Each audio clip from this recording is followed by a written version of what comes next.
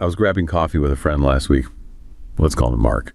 For years, Mark was the responsible one. He tracked every cent, lived in a cramped studio, and worked 60-hour weeks to build a $70,000 down payment.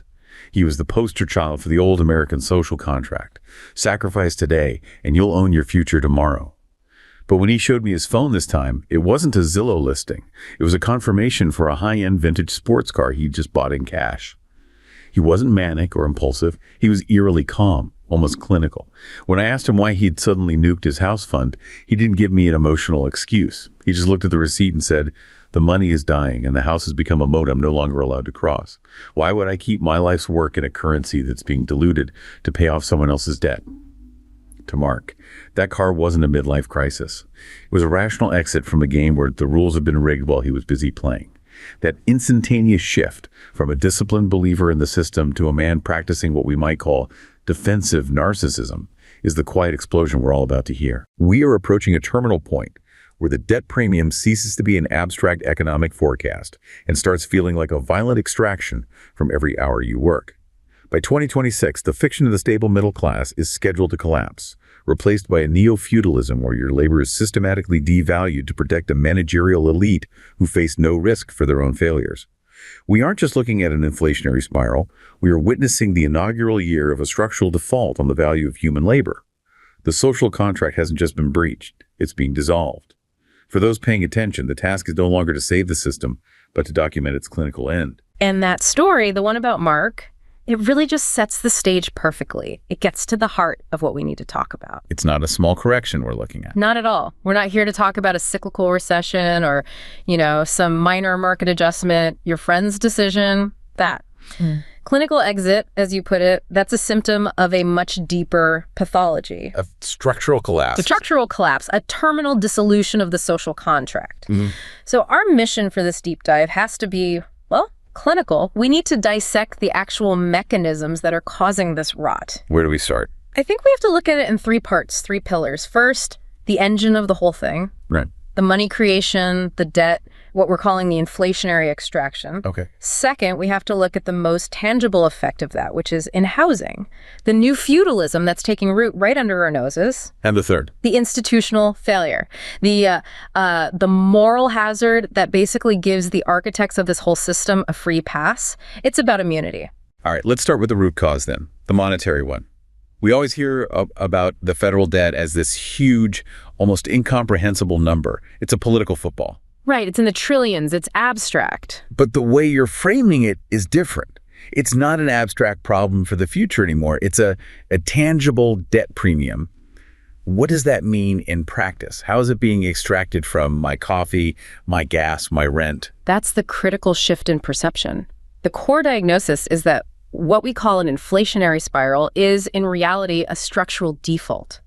It is a default on the stored value of your labor. A default on labor. Unpack that. Okay, think of a dollar. What is it supposed to be? It's a container. Yeah. It's meant to hold the value of your work, the hours you put in, the skills you develop, the consumption you deferred to save it. It's a promise. It's a promise. But when that unit, that container, is constantly diluted, constantly expanded to service debts and fund new spending, it becomes a faithless representation of your value. The promise is broken. Your effort is being consumed without your consent, simply because the system needs more currency to stay afloat. So it's not just a consumer problem, prices are high. It's a moral one. It feels like a confiscation. It is a confiscation. It's an undeclared regressive wealth confiscation. The government doesn't send a bill to someone earning $50,000 a year for their share of the national debt. No, of course not. But they pay it. They pay it every single time they go to the grocery store, every time they fill up their car, every time the purchasing power of their paycheck just shrinks. And to really get how that wealth physically moves from a wage earner to, say, an asset owner, we need to go back in time a bit, right? To an old economic idea. Exactly. To really understand the plumbing of this transfer, we have to talk about the Cantillon effect. Richard Cantillon. He was, an 18th century Irish, French economist. I know his work is seen as pretty foundational, but the Cantillon effect, I feel like a lot of people just mistake it for simple inflation. They do, and that's the mistake. It's far more sophisticated. Cantillon's principle was this. When new money is injected into an economy, It doesn't spread out evenly like water filling a tub. It's not uniform. No, it enters at specific points. And this creates relative inflation, which massively, disproportionately enriches whoever is closest to that injection point. The first receivers. The first receivers.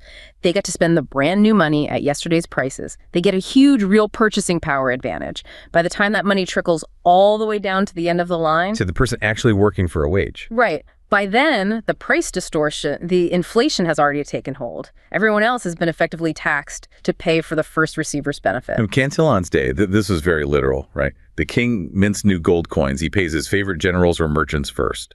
Exactly. They were the ones closest to the spigot. But in our modern system, the mechanism is less visible, but the effect is, profoundly amplified. We're not talking about physical coins. We're talking about open market operations, quantitative easing. The central bank's discount window. All of which means the first receivers today are not army contractors. They are overwhelmingly financial institutions, primary dealers, people who own large amounts of leveraged assets. So when we hear the central bank is pumping, say, hundreds of billions of dollars into the system, that money doesn't just show up in our checking accounts. Not even close. It hits the bond markets, the equity markets, immediately. That first wave of liquidity doesn't buy bread and milk. It fuels debt-driven appreciation in financial assets. Stocks, housing, private equity. All of it. Those assets rocket up in price before the general public feels the pain at the checkout counter. And that is the wealth transfer, right there in plain sight. The financial class uses the new liquidity to bid up assets and protect themselves from the very monetary debasement that the liquidity caused in the first place. But then, how does it eventually lead to the brutal consumer inflation we're seeing? If it starts in the financial markets, why are my eggs more expensive? Well, for a while there was a separation, but that gap is collapsing. Initially, the money chases financial assets, creating those bubbles. That makes the wealthy wealthier. They then start spending more, leveraging those inflated assets, and eventually that demand does leak into the real economy. Higher-end services, things like that. Sure, but the most important link is just expectations. Once the public loses faith, once you and I and everyone else internalize the fact that the money creation isn't stopping, that it's relentless, then we all start acting differently. We immediately adjust our expectations for future prices. We try to spend the money before it loses more value, and that accelerates the whole spiral at the consumer level. The wage earner is just left holding the bag, bearing the full cost. It's just a relentless, regressive system. The story of Elias, the HVAC technician, I think it makes this whole abstract process incredibly concrete. It does. So you have Elias. He's working in Northern Virginia, up on a ladder, repairing this very sophisticated climate system in a luxury high-rise. And the office belongs to a venture capital firm. So he's providing the physical labor that keeps the owners of capital comfortable. Precisely. And this firm isn't just doing okay. They are direct beneficiaries of a massive new federal subsidy, a green infrastructure program. Basically, billions of newly minted dollars injected into their sector. And he can hear them talking. He overhears the partners celebrating. They have early access to these funds. They're the first receivers. And he hears them strategizing about how to deploy this fresh capital immediately into inflation-protected assets. Real estate, commodity. Private companies. Things that will hold their value as the currency they just received debases everything else. They're actively building a fortress against the inflation their own subsidy is helping to create. And Elias is just a few feet away, totally invisible at the absolute end of the economic line. So what happens when he goes home that night? Well, when his paycheck finally clears a few days later, he goes to the store. And the price of eggs, milk, gas for his truck, it's jumped again. The money that was created in that boardroom has already filtered through the system. And by the time it reaches the gas pump, its only effect is to steal purchasing power from the money Elias earned with his own hands. It's just a devastating picture. The system is designed to reward the deployment of capital, first and foremost, not the application of labor. That's the unavoidable monetary conclusion. It rewards proximity to the money printer, not actual productivity.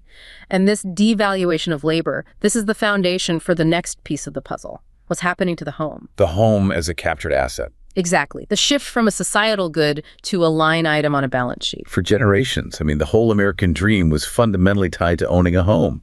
It was the ladder of class mobility. It was the main way a regular family could build wealth, secure their retirement, build something lasting. And that ladder is being pulled up. It's being pulled up and, frankly, dismantled for parts. The combination of insane housing prices and high interest rates has completely transformed what a home is in our society. It's no longer a reward for hard work. No, it's become an elite asset mode. Ownership is now increasingly reserved for those who already have capital. It's a place for them to park their money to hedge against the very monetary dilution we were just talking about. And this creates a very stark division in society. You have the asset owners, the new aristocracy, on one side. And on the other, you have this growing class of what the source material calls digital serfs, people whose labor is just systematically consumed by rent and inflation, which in turn services the debt that inflates the asset prices of the elite. It's a closed loop. A kind of neo-feudalism. And it's being driven by a specific group of players. Institutional landlords. Yes, specifically in the single-family rental market, or SFR. And this wasn't some slow, organic change. This was a very deliberate, strategic pivot that kicked off right after the 2008 financial crisis. The crisis created the opening. All those foreclosures. The crisis created the inventory. When foreclosures surged, private equity firms and other institutional investors saw a massive opportunity. They had cash, and there were distressed assets everywhere. But it wasn't just them buying up one or two houses. The government was involved. The opportunity was, you could argue, engineered. The government-sponsored enterprises, Fannie Mae and Freddie Mac, were sitting on hundreds of thousands of foreclosed homes. They needed to get them off their books. And instead of selling them back to individuals, maybe to stabilize communities, they bundled them. They sold enormous portfolios of these homes, often at a steep discount, directly to these institutional investors. That was the paradigm shift. Private equity came in, bought up entire neighborhoods, and immediately converted that housing stock into permanent rental properties. the scale of that is just hard to comprehend. We're talking about hundreds of thousands of starter homes, basically, just removed from the for-sale market forever. By the middle of the last decade, you had firms holding somewhere between 170 and 300,000 single-family homes, and they financed this rapid expansion through financial engineering. They securitized the rent payments. Exactly. They revived the securitization market, but instead of mortgages, they bundled the rental streams. These are rent-backed securities. By 2019, the top 10 of these landlords owned over 250,000 homes, all tied to about $36 billion in these securitized assets. We all remember mortgage-backed securities from 2008. Can you just clarify how a rent-backed security works and why it's so powerful for them? Sure. So a firm like, say, Invitation Homes buys up thousands of houses. The rent checks from all those tenants create a predictable cash flow. They bundle that future cash flow together and sell it as a bond to big global investors. And that gives them a huge pile of cash right now. Instantly. It's a liquidity loop. It turns messy, local rental payments into a clean, high-grade financial asset for global capital. And that gives them the firepower to go out and buy up even more homes, even faster. Who are the big players here, the ones we should be aware of? The big three are probably Invitation Homes, American Homes for Rent, or AH4R, and Pretium Partners, which operates under the name Progress Residential. After Pretium bought another company in 2021, they became arguably the largest private owner of single-family homes in the country. Their market power is just immense. So let's talk about their strategy on the ground. How are they out-competing a regular family trying to buy a house? The individual buyer is structurally completely outgunned. It starts with capital and speed. These firms come in with massive reserves and make all cash, no contingency offers. So they can close in days. No inspections. None of that. While a young family is trying to get mortgage pre-approval and line up an inspector, the house is already sold. In the tight credit environment after 2008, this was a killer advantage. Now it's just how they steamroll the competition. And they're not just buying houses at random. It's very targeted. Extremely. They concentrate their acquisitions very densely in specific neighborhoods to create economies of scale for management and maintenance. And they specifically target the high-demand entry-level homes. The classic 3-bedroom, 2-bath, the exact house a first-time homebuyer is looking for. The one that's supposed to be the first rung on the property ladder. And you see this most acutely in the Sun Belt cities like Atlanta, Charlotte, Phoenix. What are the numbers like there? They're staggering. By 2022, corporate entities own something like 25% of the single-family rental market in the Atlanta metro area, 18% in Charlotte. And if you zoom in on specific neighborhoods, specific census tracts, it gets really frightening. I've seen reports of over 80% in some areas. Yes. over 80% corporate ownership of the single-family rentals in a given tract. Now, when you own 80% of the available housing stock, you are not a market participant anymore. You are the market. You're a price setter. You're a price setter. And they reinforce this dominance with technology and vertical integration. They control the whole supply chain now. They buy land. They build entire communities of homes specifically designed to be rentals, build-for-rent communities. And they manage it all with proprietary software. Right. AH4R has something called acquisition IQ. It's data science to optimize every part of the process. And these new build-for-rent homes, they're designed to be incredibly cheap to maintain maybe a quarter of the cost of an older home. That difference goes straight to investor returns. So for the person on the other end of this, the renter, what does it actually feel like to live in a home owned by one of these mega corporations? It feels like constant financial extraction. You're facing aggressive, systematic rent hikes. Tricon Residential and other big players saw their new lease rents jump by 17% in one quarter of 2021 and over 19% the next. That's not keeping up with inflation, that's setting it. And it's not just the base rent, it's all the extra fees. That's their real innovation, boosting revenue through tenant chargebacks. A fee for this, a service charge for that. AH4R earned $178 million from these chargebacks in 2021 alone. $178 million. This isn't an accident. It's a core part of the business model. Increase revenue with fees, cut costs by deferring maintenance, and then use the legal system to enforce compliance. You mentioned legal intimidation, eviction filings as a management tool. Yes, firms like Pretium and Invitation Homes are consistently among the top evictors in the country. They use the threat of eviction as a routine rent collection strategy. A family gets a filing, they panic, they pay, even if the charge is questionable. These companies have armies of lawyers to do this at scale. And they use their money to fight regulation. Of course. Blackstone spent nearly $7 million to defeat a rent control proposition in California back in 2018. They are buying up homes, and they're buying up political influence to protect their business model. The story of Maya in Austin really brings the human cost of all this into focus. It does. Maya is the perfect example of someone who played by the old rules. She spent a decade saving, working hard, deferring gratification, all with one goal. To buy her childhood home, or at least one like it in her old neighborhood. She wanted that stability, that sense of place. But when she finally had her down payment saved up, and she started looking... What did she find? She discovered her entire childhood block, almost every house on it, had been bought up by a single one of these mega corporations. It had all been converted into permanent rental stock. These houses are no longer homes in the traditional sense. They are financial assets in a global portfolio. They are designed never to be sold back to an individual. And that's when she had that feeling of being a digital serf. It's the perfect phrase for it. She's paying half of her income, her stored labor, which is already being eaten by inflation, to a faceless algorithm. For the privilege of renting in a neighborhood she can never truly belong to. The path to ownership has been bricked over. The goal of property ownership is being replaced by a subscription model. So we've seen how the money is corrupted, and we've seen the tangible result in housing. Now we have to turn to the architects, the people who designed this system and seem to be completely immune to its consequences. And that immunity is the linchpin of the entire structure. The system of extraction and capture is only possible because the people creating the policy operate with, well, absolute immunity. This is the definition of systemic moral hazard. We're talking about the leadership of the Federal Reserve, the Treasury, the whole ecosystem of the credentialed elite, the people who write the rules. Exactly. And they are completely, utterly insulated from the negative consequences of their decisions. That's not a bug, it's a feature. It's a core feature of the system. Their status, their compensation, their career paths, and most importantly, their massive inflation-indexed government pensions and gold-plated healthcare plans are totally decoupled from the catastrophic results of their policies. So if the public bears 100% of the cost of failure, the inflation, the debased currency, the lost homes, the incentive for the people in charge is to just keep doing what's politically easy. It guarantees continued failure. There is zero personal downside for them to be catastrophically wrong. In fact, there's often an upside. Pushing through massive deficit spending is politically popular in the short term. And that's why you hear them called devastating inflation transitory.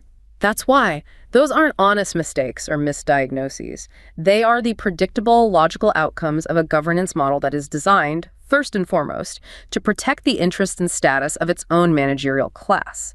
Public stability is a secondary concern at best.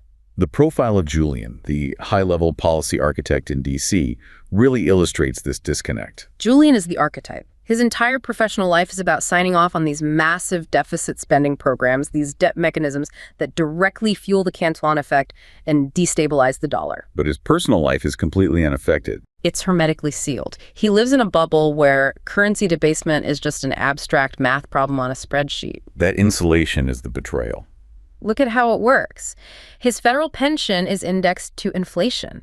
So as the value of Mark's savings or Maya's paycheck gets vaporized, his retirement account is automatically topped up to maintain its purchasing power. He gets subsidized, top-tier healthcare. His social circle is entirely made up of other people in the same protected class. Right. For him, the national debt isn't a crushing burden being transferred to his children and grandchildren. It's just a balance sheet item you manage for political advantage. The human cost is an externality he never has to see or feel. This gap, this chasm between the expert class and the public, feels like the real breach of the social contract. It's a catastrophic breach of the foundational social contract. The whole basis of that contract is an implicit promise. You pay your taxes, you participate in society, and in return, the state provides a stable, predictable environment. Stable money, impartial enforcement of contracts. But when the state itself becomes the primary engine of instability, when it systematically devalues its own currency to transfer wealth from its citizens to its favored elites, it just dissolves that covenant. The capital that's being depleted isn't just financial, it's the energy of social trust. And once that is gone, no technocratic policy fix can bring it back. this profile of Julian leads right into this bigger idea of the managerial state. This is a critique that comes from thinkers like Samuel Francis and Paul Gottfried. Yes, drawing on the earlier work of James Burnham. And the core idea is that we aren't really governed by the political party that happens to be in power at the moment. We're governed by an entrenched, permanent regime, the managerial state. So this is more than just a bureaucracy. It's a self-aware, ongoing regime that has effectively replaced the rule of law with administrative decree. It's the idea of an unlimited state that uses regulatory power to achieve its ends rather than going through the messy legislative process. And it justifies its power with very abstract, moral-sounding language. Always. It acts in the name of freedom, equality, social justice. These are very valuable but often vaguely defined goals that allow the elite to expand their own power and implement social engineering projects, often without any real democratic mandate.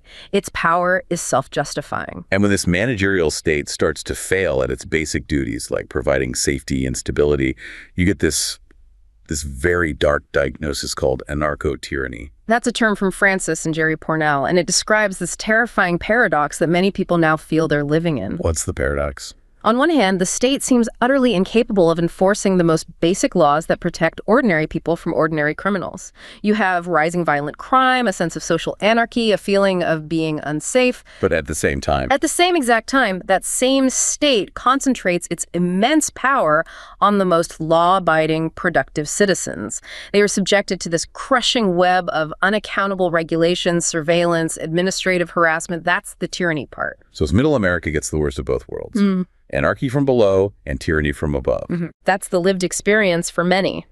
The state seems unable to stop a carjacking, but is perfectly capable of auditing your small business into oblivion over a paperwork error.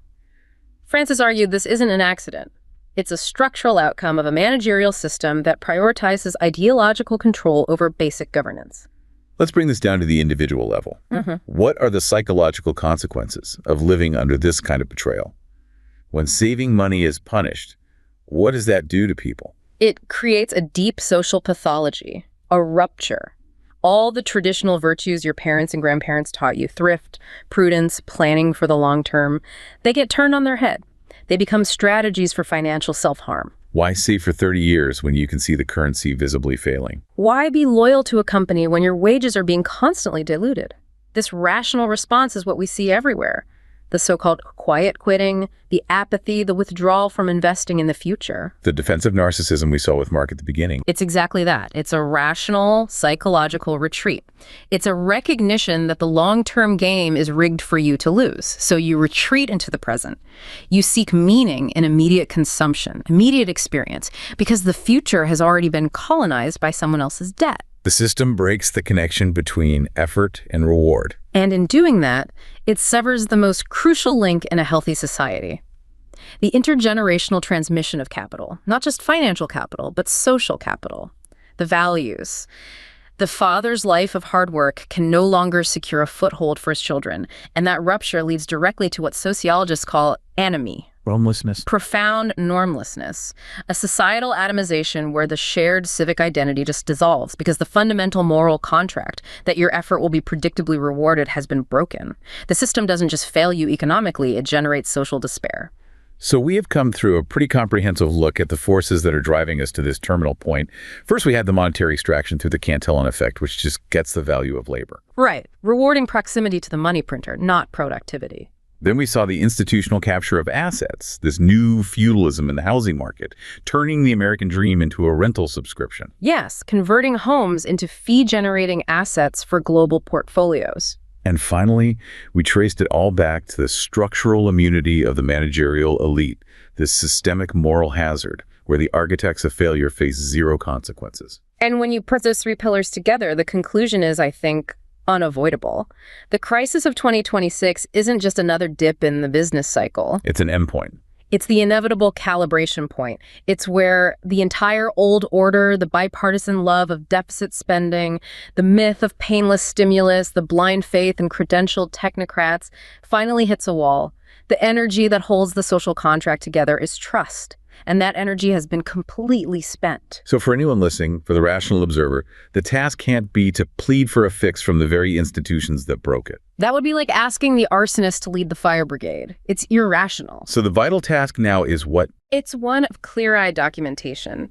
The task is to record the precise mechanisms of the failure, to autopsy the corpse of the social contract, to preserve, for what you might call the remnant, the people who still value truth over comfort, to preserve the cognitive embers of common sense and real value. Recording the failure with clinical accuracy is the only prerequisite for any possible reconstruction down the line.